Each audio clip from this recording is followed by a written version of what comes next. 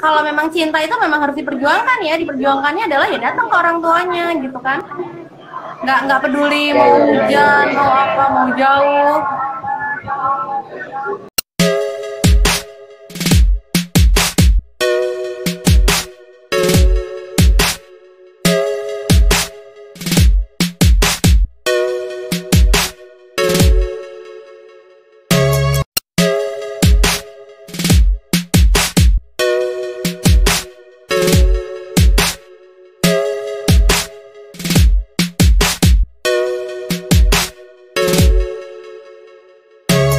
Itu bisa diceritakan dulu Kak, sekilas gambaran dari bukunya Kakak, Last Love in Servitude. Oke, jadi sebenarnya ini adalah kisah perempuan yang belajar di Korea Selatan ya, di Seoul ya. Dia mendapatkan kesempatan, kemudian di sana dia harus beradaptasi dengan lingkungannya, dan akhirnya dia bertetangga dengan seorang pria pelukis, tapi punya permasalahan dengan psikologis, artinya dengan kepribadiannya yang temperamen, kasar, kayak gitu ya. Dan ternyata karena banyak hal yang akhirnya membuat mereka harus sering berinteraksi seperti itu. Dan dari situlah cerita dimulai. Si perempuan dengan banyak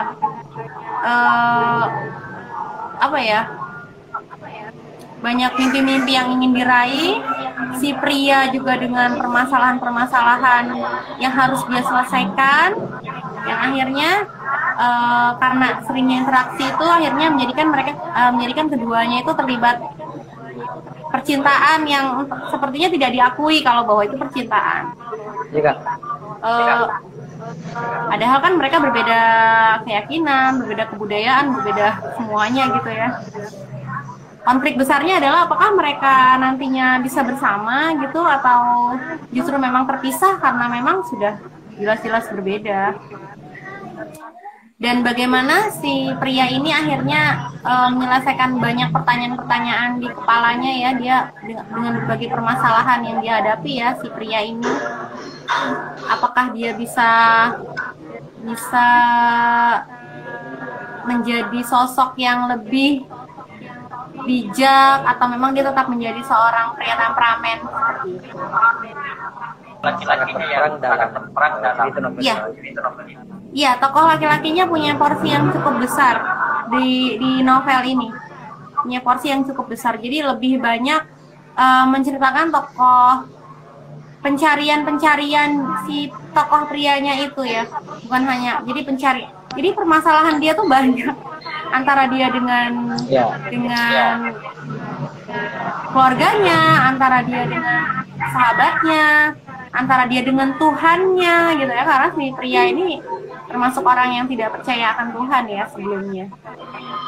Tapi setelah bertemu dengan si perempuan ini, seolah-olah pertanyaan-pertanyaan itu satu demi satu mendengung di kepalanya gitu. Ini apa? Apakah dia kayak mengalami deja vu dengan beberapa sahabat-sahabatnya yang terdahulu kayak gitu. Ini kan naskah pertamanya Kak. Nah, biasanya kan penulis pemula itu Kak bingung memulai satu naskahnya gitu. Bingung mengawali menulis naskah atau idenya idenya gitu. Nah, kira-kira Kakak dalam pengalaman menulis novel ini, caranya Kakak mengawali tulisan Kakak itu gimana? Awal menulisnya Kakak itu gimana? Mungkin bisa berbagi pengalaman. Pertama memang kita tentukan dulu premisnya apa ya. Premis novel ini apa. Kemudian setelah itu bikin sinopsis sama bikin outline. Saya tipenya berantakan. Ketika saya bikin premis, bikin sinopsis, bikin outline itu sebenarnya kita harus taat tuh. Kita harus taat sama apa, sama premis, sama sinopsis, dan sama outline yang sudah kita bingkai gitu ya. Di situ kan ada tema, ada macam-macam per bab, nanti kita mau nulis apa. Cuma karena saya orangnya berantakan, jadi kadang-kadang saya suka nyerempet keluar dari outline, itu yang bikinnya agak-agak lama gitu. Sebenarnya untuk tips nulis novel itu biar lebih efektif ya kita harus itu ada premis sama sinopsis dan outline, itu kita harus taat tuh sama ketiganya, itu nggak boleh keluar jalur begitu.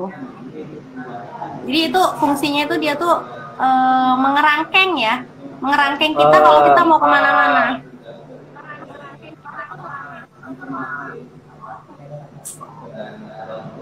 Kan ini dua buku pertama kan Elang dan Bidadari. Hasil revisinya adalah Last Love in Seoul. Ini kan dua judul yang berbeda kan, itu sangat jauh perbedaannya. Kira-kira kenapa bisa dijelaskan Kak, kenapa sih judul, kenapa hasil revisi novel pertama itu judulnya Last Love in Seoul gitu? Sebenarnya karena ini kan terkait dengan administrasi ya, ISBN dan lain-lainnya kayak gitu kan. Kalau misalnya judulnya tidak saya ganti jadi Elang Bidadari aja, itu kan berarti sudah ada ya, sudah ada di karya saya sebelumnya gitu. Jadi dari pihak penerbit menginginkan ganti judul aja gitu kan, ganti judul yang kira-kira sesuai dengan tema yang di dalam buku itu. Jadi akhirnya muncullah Last Love in Seoul, karena memang temanya kan cinta, yang saya angkat cinta, persahabatan gitu kan. Jadi lebih apa ya, kayaknya sih lebih cocok gitu ya dengan Last Love in Seoul. Tadinya kenapa saya Elang Bidadari, karena memang awalnya itu gini, si cowoknya itu, si tokoh prianya itu memang saya analogikan seperti elang gitu. Dia tuh memang sukanya berpetualang. Iya, seperti burung elang. Dia berpetualang dia orangnya bebas gitu ya, senang berpetualang dari satu tempat ke tempat lain. Nanti dia lukiskan apa yang pernah dia lihat. Kemudian dia juga bukan tipikal, dia pria yang bebas gitu ya. Dia tidak ingin menetap di satu tempat. Dan kalau perempuannya saya analogikan dengan bidadari, karena memang di mata si pria ini kehadiran si perempuan ini memang seperti bidadari gitu. Artinya di sini tidak hanya bukan berarti cantik secara fisik ya. Saya tidak menggambarkan kecantikan si Jingga secara fisik, tapi lebih ke bagaimana sih perempuan ini benar-benar bisa membuat pria ini merasa lebih nyaman gitu ketika berada di si perempuan itu. Seperti itu. Makanya akhirnya judulnya yang pertama dulu Elang dan Bidadari. Tadi kan di awal sempat saya dengar sih kakak terinspirasi oleh salah satu buku yang berjudul Bumi apa lagi judul namanya tadi Kak? Bumi Cinta, punya Ya, Habibur Rahman El Shirazi. Ya, Habibur Rahman El Shirazi. Nah, ada nggak penulis yang kakak idolakan? Gitu. Iya. Penulis yang saya idolakan ya, saya banyak.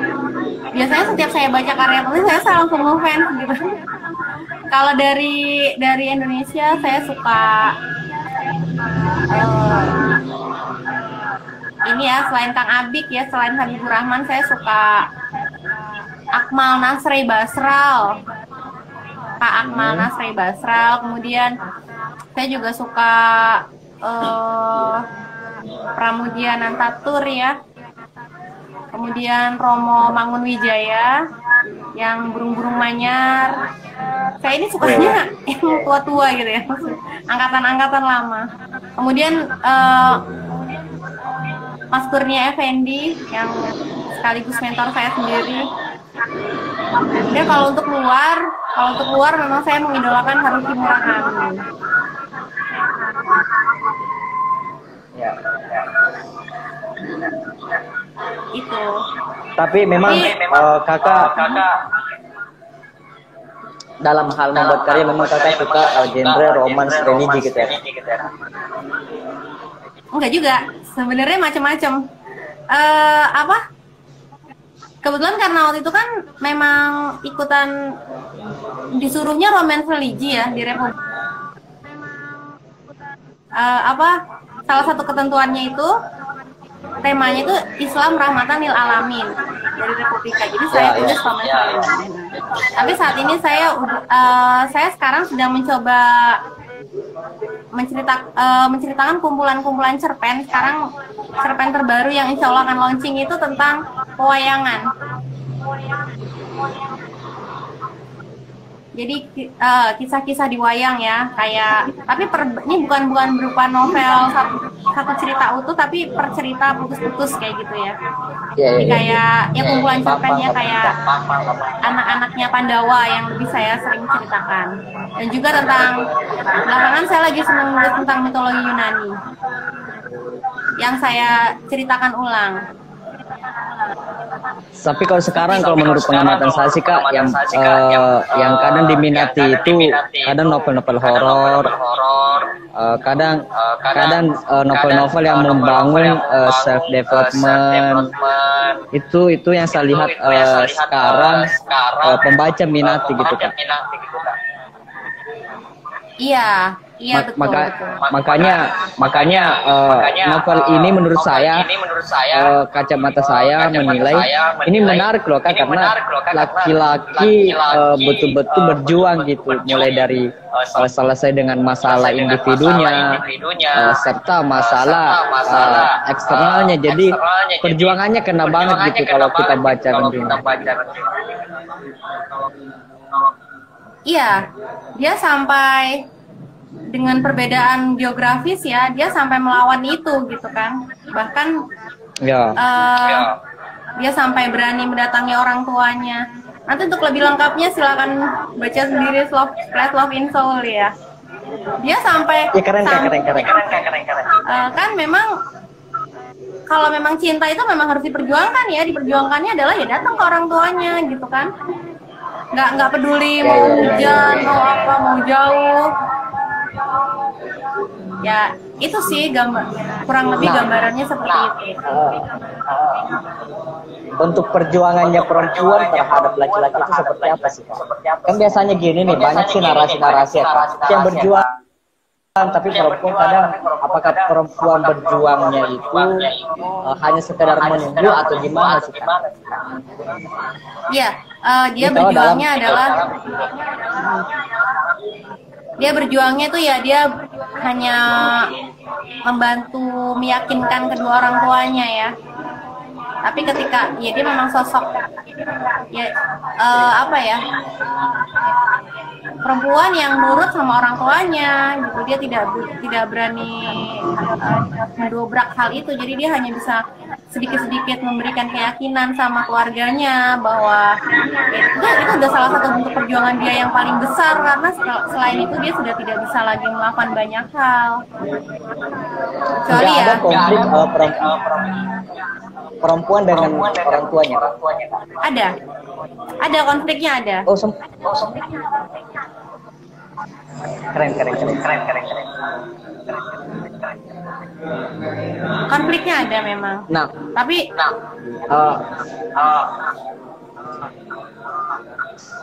pengalaman berkesan Kak dalam menulis novel ini ada nggak Kak?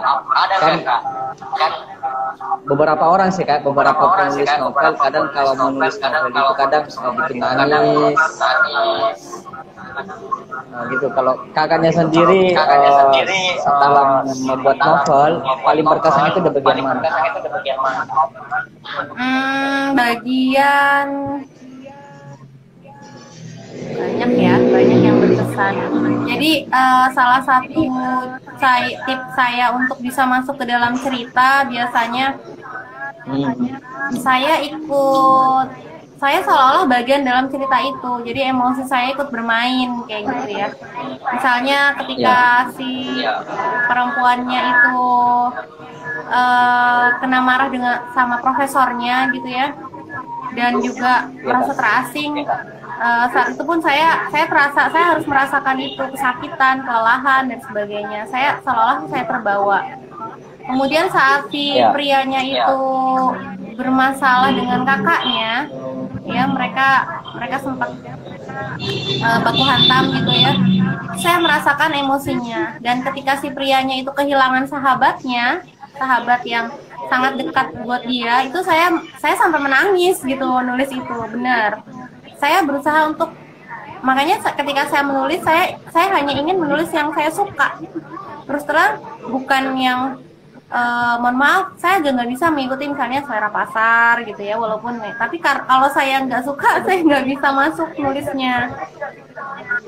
Emosi saya nggak bisa bermain di situ, dan akhirnya ya mungkin jadi, tapi tidak seperti yang saya harapkan. Seperti itu. Ini yang menarik, Kak. Ini yang menarik. Kakak adalah seorang perempuan. Tapi tokoh yang sangat berperan dalam novel itu adalah laki-laki. Nah, kira-kira cara kakak bagaimana bisa menjiwai karakter laki-laki itu gitu, sehingga dalam novel itu bisa hidup karakternya? Paling mudah adalah nonton ya. Pertama saya nonton film yang tokoh-tokoh pria-pria Korea itu seperti apa sih, kayak gitu ya, kurang lebih. Dan juga, tapi kan kadang-kadang kalau nonton kadang-kadang kan nggak cukup dengan nonton aja ya, karena kan kalau nonton itu udah banyak dibikin. Saya riset juga karakter pria Korea itu seperti apa. Kemudian lebih ke baca sih ya, baca beberapa novel-novel yang memang tokohnya laki-laki. Ya salah satunya Bumi Cinta itu ya, yang sama beberapa novel-novelnya Haruki Murakami itu yang tokohnya laki-laki juga. Jadi memang saya banyak membaca novel yang tokohnya laki-laki untuk bisa memperkuat. Novel ini Kak, dia masuk happy ending atau sad ending? Dikasih tahu nggak ya ini spoiler? Atau gini, lebih sukanya kakak buku happy ending, kisah yang happy ending, atau kisah yang sad ending? Saya lebih suka yang happy ending dong sebenarnya. Tapi kalau gini sih Kak, kenapa? Kenapa semua kisah asmara itu mesti harus happy ending?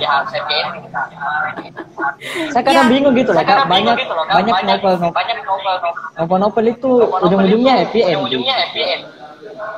Ya karena kita juga sudah banyak yang sad ending ya, ngapain kita nulisin yang sad ending misalnya gitu. Karena dari setiap perjalanan asmara itu kan ada yang happy ending, ada yang sad ending. Nah, kalau memang ujungnya itu happy ending, kenapa kita harus nulis yang sad ending? Walaupun saya juga nulis cerpen yang sad ending. Ada berapa ya? Ada satu cerpen saya yang akhirnya sad ending, dan itu buat saya sih, saya sedih banget ya nulisin itu sebenarnya. Tapi karena saya ingin nulis yang berbeda gitu, ingin keluar dari zona nyaman, jadi saya coba tulisan yang gimana kalau sad ending gitu. Sebenarnya sih gini, happy ending atau sad ending nggak masalah kali ya, asalkan eksekusinya menarik ya. Itu nggak KMK. Oh ini ada dari akun Instagram Aninnya Abang. Ini senior saya menarik. Biasanya kalau set ending nanti ada jilid berikutnya. Iya benar. Biasanya begitu. Makanya menarik itu Kak kalau set ending. Artinya kesannya dapat. Akan ada lanjutannya gitu ya. Berarti akan ada netral set ending kayak ngegantung. Tergantung juga nih Mbak. Ada yang set ending udah dipatahin terus kita jadinya kesel gitu. Tapi ada juga emang yang gantung. Jadinya bisa buat jilid barunya ya. Kayak novelnya Buya Hamka itu yang dalamnya kapal Van der Wijk itu set ending. Ya, saya baca betul. Tenggelamnya kapal Van der Wijk itu set ending. Dari situ saya juga Ya, ketika tokohnya semuanya Zainuddin, mati ya. Zainuddin. Zainuddin ya. Enggak. Yang Hayatinya yang mati. Oh iya, Hayatinya, sorry. Hayatinya mati, terus saya baca itu SMP loh. Tenggelamnya kapal Van der Wijk. Yap. Buya Hamka keren, cara membesar konfliknya.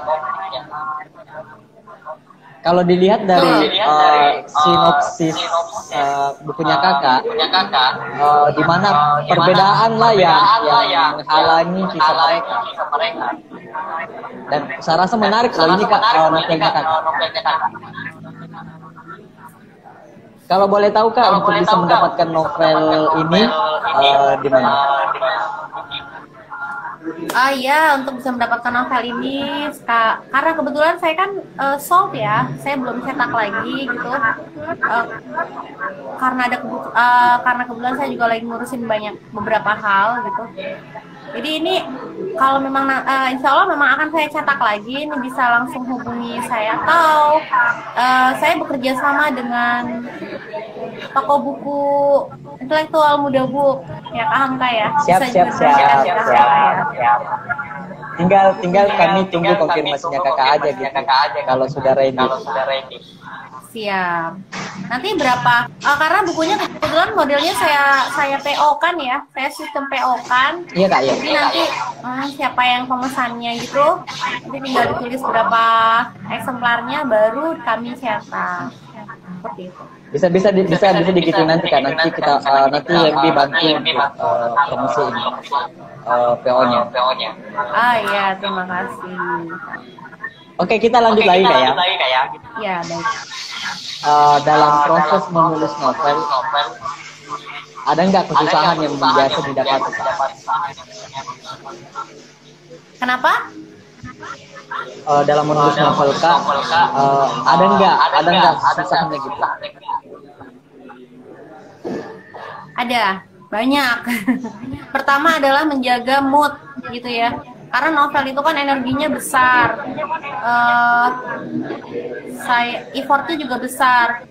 Moodnya itu kadang-kadang dalam satu hari itu saya suka berubah. Saya juga kadang-kadang suka, ya tadi saya bilang saya nggak taat. Saya tuh nggak taat outline. Jadinya akhirnya harusnya mudah, saya jadi pengen masukin pengen masukin berbagai macam ide ya. Dan menjaga mood itu yang paling susah. Jadi kita biasanya tuh ya tantangannya tuh males, karena kan terus setiap hari continue gitu ya. Kalau bisa nanti kadang-kadang biasanya saya pengen nulis apa, saya seling gitu ya. Agak-agak ini juga sih, repot ketika kita tidak bisa menjaga mood. Kira-kira kak, kalau ada produser film yang menawarkan novel itu difilmkan, gimana kak? Wow, itu sebenarnya sebuah kehormatan ya buat saya. Tentu saja ya, saya sih mau aja. Bahkan saya juga berharap, saya pernah punya mimpi seperti itu. Memang pada saat ketika saya pertama kali menulis, saya itu sudah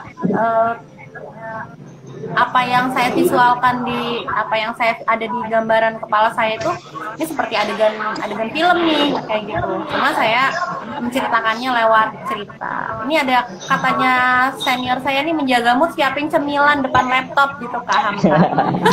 Kalau saya yang ada kalau saya Mbak Sarah, kalau yang ada saya bakalan ini, cemilannya habis, moodnya nggak ada. Kadang loh kak, kadang beberapa cerita teman-teman kayak bagi perempuan ini, kalau lagi project menulis kadang berat badannya naik. Saya nggak bisa begitu. Minum kopi pun saya nggak bisa minum kopi ya. Masa kak? Kalau saya pribadi, kalau saya lagi menulis, cari tempatnya itu di warkop, plus kopi. Oh, di coffee shop ya? Iya kak. Saya menulisnya cukup di kadang-kadang, kalau dulu memang saya di laptop ya, inilah apa kondisinya yang nyaman, yang tenang kayak gitu di kamar gitu ya. Tapi kalau sekarang kan karena sudah punya anak, jadi saya kondisikan di mana saja saya harus bisa nulis. Ketika anak-anak lagi main sama mainannya, saya sama handphone gitu asal saya awasin kayak gitu ya. Saya ngetik, lumayan dapat 1-2 paragraf gitu. Nanti ketika anak-anak tidur, saya ngetik kayak gitu aja. Saya curi-curi. Jadi nggak harus di tempat yang nyaman. Gitu. Ya. Jadi dalam susahnya menulis itu kak hanya di mood aja sih kayak hanya di mood aja yang bisa ditonton. Iya. Tapi Oke, memang kakak, tetap juga iya kak, lanjut. tetap juga ini ya memperhatikan apa namanya teknik menulis kayak gitu. Itu sambil jalan, tetap harus sambil belajar. Ya. Jadi seorang penulis itu nggak boleh cepat puas kayak. Iya, betul. Meski membaca, ya. meski dia sudah punya satu buku, ya tetap harus terus berkarya. Iya. Ini ada ini sebenarnya teman-teman kita yang hadir hari ini nih banyak rekan-rekan penulis-penulis yang sudah luar biasa loh karyanya. Ini ada senior saya ya, Mas Agus, ini atas nama akun Anabit ini luar biasa tulisannya. Nanti kapan-kapan ini Kak Hamka bisa di follow up. Siap kak, siap. Nanti saya atur programnya. Iya, tulisannya sudah luar biasa. Ini ada juga pecinta novel, animnya abang, meningkatkan mood, siapin duit segepok depan laptop.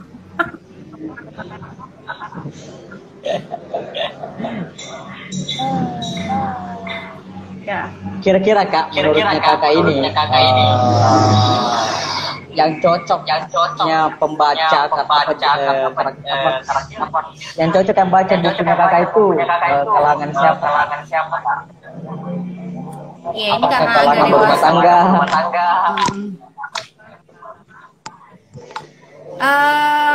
Ini ibu rumah tangga bisa cocok, mahasiswa maksudnya. Jadi 17 tahun ke atas lah ya. Kalau anak SMA kalau mau baca sebenarnya tidak saya sarankan karena memang ada, tapi anak sekarang sih ya alternatif bacaan lah daripada mereka baca yang aneh-aneh gitu ya mungkin ya, alternatif bacaan. Karena kan sekarang juga bacaan-bacaan dewasa sudah bertebaran ya, bahkan gampang ya, mudah diakses gitu ya, di platform menulis gitu kan, platform baca tulis itu bisa mudah sekali diakses. Saran saya. Nah, Kak,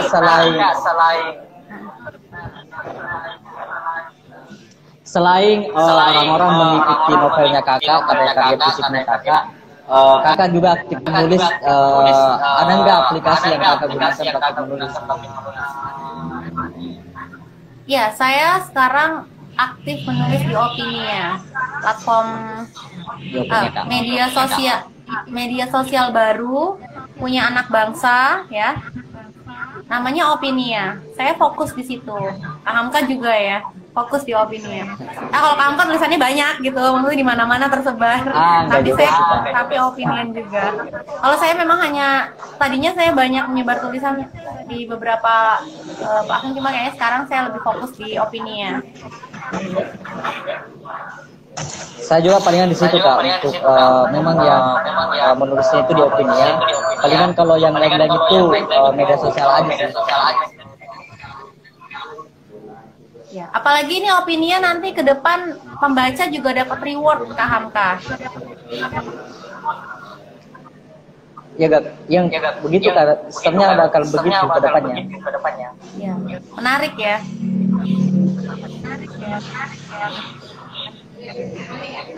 Membuat penulis tertantang gitu. Betul. Tadi saya belum dapat anunya kak. Pesan yang kakak mau sampaikan dalam novel itu. Oh iya, tadi karena feedback ya suaranya. Iya, jadi di novel itu sebenarnya saya ingin Gambarannya adalah bahwa semua itu memang harus mimpi, cita-cita, ketika kita memiliki mimpi, memiliki cita-cita, dan memiliki cinta, itu mutlak diperjuangkan. Hanya saja kita tetap harus memiliki keberpasrahan sama Allah ya. Jadi kita boleh punya mimpi, kita boleh punya cita-cita, kita boleh punya cinta gitu yang kita perjuangkan. Tapi nanti kepasrahannya itu rasa tawakalnya itu juga perlu kita kedepankan agar semua yang kita bingkai gitu ya, kita bingkai dalam ketakwaan, kita bingkai dalam keberpasrahan. Seperti itu, karena ini kan genrenya romance religi, pesannya seperti itu dalam novel ini. Ternyata circle-nya kakak ini banyak penulis-penulis kayak. Iya, alhamdulillah. Banyak penulis-penulis hebat ya kak. Kakak nggak pernah menulis fiksi, kecuali hasil penelitian. Enggak. Hanya maksudnya tidak ada yang saya bukukan, kecuali skripsi, benar. Jadi nggak niat untuk bikin naskah fiksi. Saya sih nyamannya di fiksi ya. Paling kalau non fiksi menarik. Kalau non fiksi hanya di artikel aja kak, hanya di artikel di Opinia kecil-kecil gitu. Di blog. Tapi mungkin menarik loh kak kalau pengalamannya kakak sebagai istri, ibu, tapi profesi menulis tetap jalan. Mungkin saya rasa konsep pengalaman hidup itu yang kakak tuangkan itu menurut saya itu menarik untuk dibaca. Karena bisa saja pembacanya di luar sana ada yang berumah tangga, tapi di masa mudanya bermimpi untuk menjadi seorang penulis. Nah pas berkeluarga, aktivitas menulisnya sudah tidak lagi dilakukan. Menurut saya itu menarik loh kak, kita ulas pengalaman kakak. Belum terpikir ya, maksudnya belum, iya bisa juga mungkin, tapi saat belum ini terpikir karena memang fokus non fiksi dulu ya kak. Iya, fokus sama fiksi. Kalau ada orang yang menginginkan kelas menulis novel di bawah bimbingan kakak, apakah kakak buka kelas? Kebetulan saya buka kelas, saya pernah bikin kelas menulis tapi cerpen ya, jadi per bab gitu. Misalnya kemarin itu yang saya tulis itu tentang di kelas menulis saya itu tentang teknik showing dan telling. Mungkin bisa nanti kita berbagi ilmu ya untuk teknik menulis fiksi ya, lebih ke fiksi aja gitu. Baik, nanti kan bisa diadaptasi ke novel ataupun ke cerpen kayak gitu. Oke kakak, closing statement sekaligus mengakhiri diskusi kita pada malam. Iya, apa ya? Sebenarnya kan lebih ke ini, kayaknya saya ambil poinnya adalah ibu rumah tangga yang juga menulis gitu ya. Mungkin teman-teman yang sebenarnya kayak senior saya nih, dia juga punya bakat menulis, cuma memang karena kesibukan dan lain-lain jadi akhirnya tenggelam gitu ya. Ini yang ngomong ini, tapi jangan resep obat ya, itu dia sebenarnya jago nulis juga itu Kak waktu kuliah. Siap. Tapi karena banyak yang lain-lain jadi akhirnya tidak tereksekusi ya. Mungkin teman-teman yang masih memiliki mimpi untuk menjadi penulis atau apa itu kita bisa terus upayakan ya. Kalau masalahnya keluarga bisa dikomunikasikan dengan suami. Kalau masalahnya dengan fasilitas, sekarang kan di handphone juga bisa menulis ya. Kalau masalahnya dengan diri sendiri itu yang repot, males dan sebagainya itu yang. Nah itu dikembalikan lagi ke motivasi kita apa sebenarnya, menulis itu untuk apa. Jadi tidak hanya sekedar hobi, tidak hanya sekedar mencari uang, tapi ada motivasi lebih yang ingin kita raih dari situ.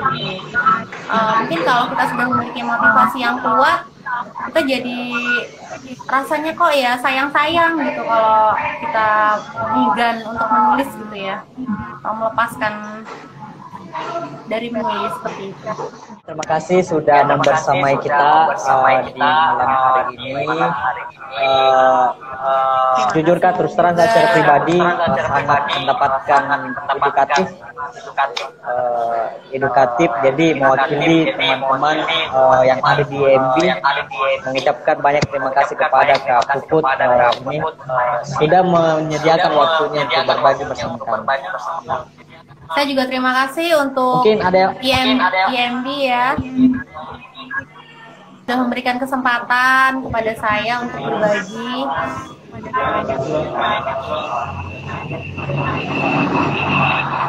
Ya, terima kasih juga kepada rekan-rekan yang ikut hadir malam ini ya. Mas Sarah, Mas Agus, bagian semuanya terima kasih, dan juga untuk rekan-rekan dari IMB. Terima kasih. Plus ya, Assalamualaikum warahmatullahi wabarakatuh. Waalaikumsalam warahmatullahi wabarakatuh. Oke teman-teman, itulah tadi hasil bincang-bincang kami, bincang-bincang saya dengan Kak Puput. Ya, terima kasih Kak Puput sudah bergabung bersama kita di sini, sudah berbagi inspirasi, sudah berbagi kisah, sudah berbagi pengalaman bersama kami. Saya ucapkan banyak terima kasih Kak ya. Jadi saya yang memandu kegiatan ini memohon maaf yang sebesar-besarnya buat teman-teman manakala dalam aktivitas program kami tadi ini ada hal-hal yang tidak berkenan di dalam hati teman-teman, perasaan teman-teman. Saya mewakili seluruh yang hadir, seluruh yang berkolaborasi di kegiatan ini, mengucapkan permohonan maaf yang sebesar-besarnya. Dan terima kasih sudah mensupport program-program kami, sudah ikut menyaksikan kegiatan malam ini. Saya ingin mengakhiri dengan mengutip salah satu ungkapan Kakak Pramoedyananta. Ya, kata beliau, menulis adalah bekerja untuk keabadian. Saya Hamka, pamit undur diri. Assalamualaikum warahmatullahi wabarakatuh. Sampai ketemu di video-video selanjutnya.